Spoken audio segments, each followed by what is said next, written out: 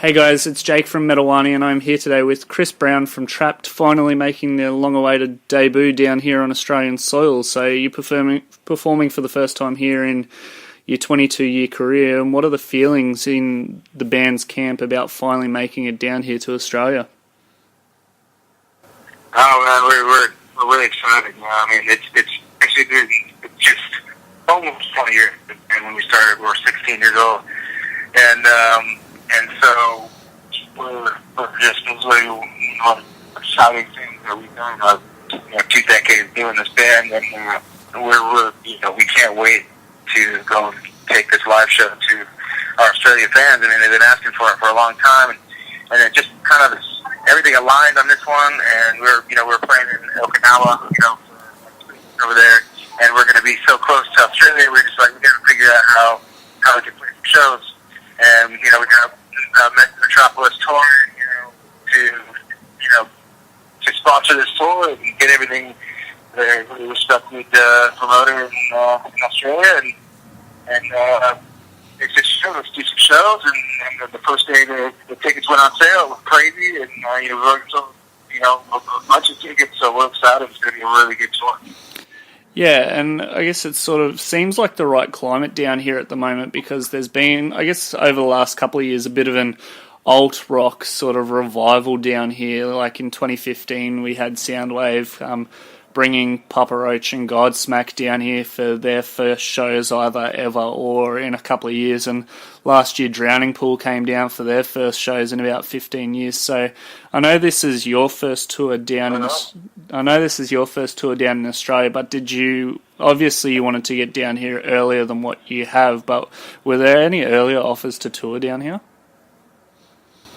No, that's the thing. There's no promoters in Australia that were hitting us up until you come on. So, our new agent, he knew a promoter there, like I said, Metropolis, and he had a good relationship with them. He had another bands that have done the Australian thing with Metropolis, and he asked him about Trapt, and he said, yeah, that's actually a great idea. I didn't think about that. And now we're here. Yeah, cool. So, last thing that I want to ask in relation to this Australian tour, but what can those fans expect that have never seen you guys live before, which I expect is probably going to be most of the band with these upcoming shows? Like, what's the energy like? Oh, man, it's going to be, just a release of emotions and high energy, and just, that's basically what we bring to a live show. It's a lot of heart and a lot of energy. And we feed off the crowd just as they feed off of us. So you're definitely going to hear some of your favorite songs from Trapt in a way that you've never thought possible before. So I think people got to get ready, and it's going to be a good time. Yeah, nice. So you guys are obviously touring in support of your 7th album, DNA. So what's the reception been for that album since it's been released last year? Oh, it's great response. Fans are just really liking the material, and we're excited to be able to be an independent band. Have our own label. We do our management ourselves, and the sky's the limit at this point. We don't need anybody's help. We're just Trapt in their fans, and that's all we need. And we're excited to keep doing this for a lot longer.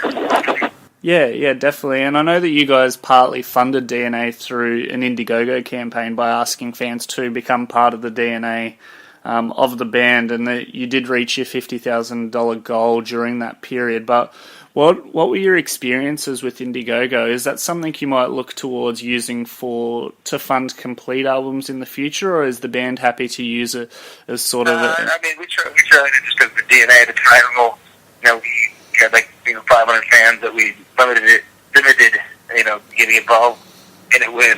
Once we hit that goal, it was up.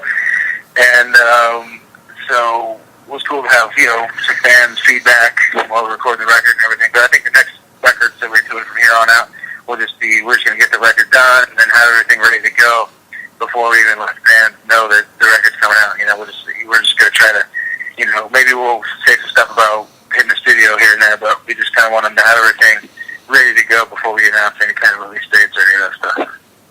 Yeah, cool. And I guess leading on from that, how do you guys still find the spark to continue writing music each time the new album cycle comes around? I know a lot of bands lock themselves away in a studio for several months, but what's the writing process like for you guys? We're always writing music. I mean, that's what we do. If you're be a musician and write songs, and you really can't so fun with it anymore. But we're always writing, so we'll always be, making material, and as long as fans are excited about hearing new material, we're going to keep putting it out. Yeah, cool. I'm going to take a little bit of a trip down memory lane here, but I first heard of the band the same way that many would have back in the early 2000s when Headstrong, the track, was used to promote the WWE pay-per-view event Bad Blood. So it seemed like a pretty fitting track back at the time. You had, I think the main event was a Hell in the Cell match between Triple H and Kevin Nash, but given that was sort of at a very early point in your career, do you feel like having the exposure to the potential 10,000 live fans and the 285,000 pay-per-view fans was like a bit of a catalyst for the band in those early years?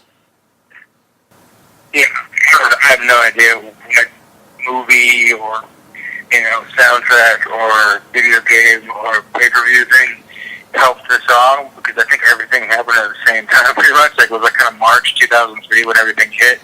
And we had this Here's the Sun Bruce Willis movie where they put us on the trailer, and that really, I feel like kind of a lot of the radio people, programmers in the States saw that on the commercial and was like, whoa, that's, and they got it, and then the song quickly went up the charts over the next few months after that. But I think right around that time was the WWE thing as well, 2003, and so, I have no idea which. And there was Madden, 2003 that we were on as well. So it was like all those things make up the song, together. I think it's just, got a lot of radio play and people really liked it. And I think that the WWE or the movie or whatever, whoever used the song, I probably got as much benefit as we did, from, letting people hear the song for themselves. There is a very clear, I guess, longevity or lasting power to your songs. I know that if you jump on the Warner Brothers Records official YouTube channel, you can see that Headstrong's got about 19 million YouTube views since it was uploaded 7 years ago, which is 8 years after its release. And personally at home, I listen to music through Pandora, and I generally hear one of your tracks on within the first couple of songs when I throw on one of the alternative rock channels. So I guess I want to ask, what is it about the band and these songs that keeps them in regular replay or circulation across these different mediums, even so far down the track? I just think that we all go through some of the same trials and tribulations in our lives, and that's what songs about kind of what I go through, and I think it's relatable, and I think that's the cultivate sound that a lot of people are into, and so a lot of people relate to it, and you feel something from our music. So I think that's mainly the reason why I keep sticking around.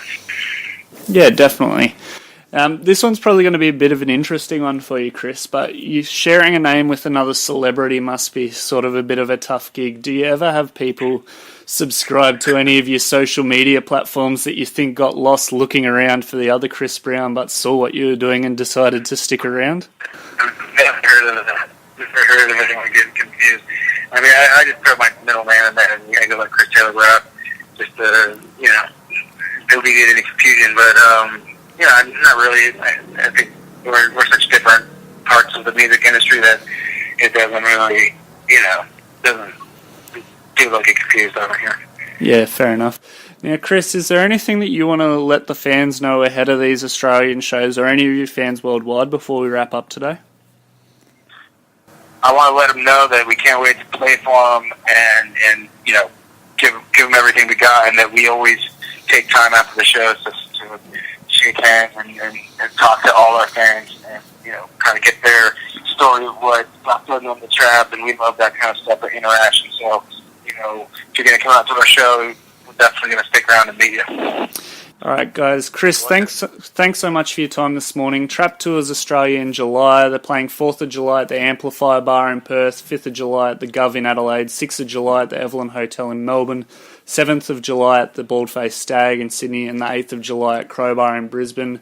As I said, they're all nice, small, intimate venues. The band's going to be happy to meet you all there, so make sure you get down and catch a show. Chris, thanks once again, man.